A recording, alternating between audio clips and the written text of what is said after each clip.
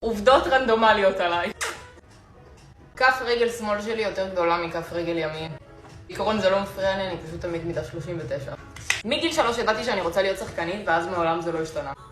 כישרון מהלב שיש לי, אני יודעת לעשות טיפה עם הפה.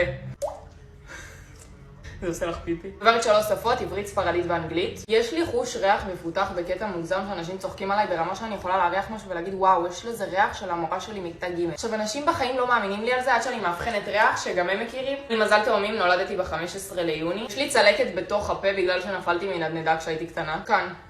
לא יודעת אם רואים את זה. יש לי משפחה שלמה בארגנטינה שמעולם לא הכרתי, וכשסבתא שלי, זיכרונה לברכה, נפטרה, אני מצאתי אותם ברשתות החברתיות כדי לספר להם שהיא נפטרה. זה לקח לי שנה למצוא אותם. אני מצליחה לעשות קליק ביד ימין, אבל לא ביד שמאל. תמיד במציאות מתפלאים שאני גבוהה. אני 1.70 מטר.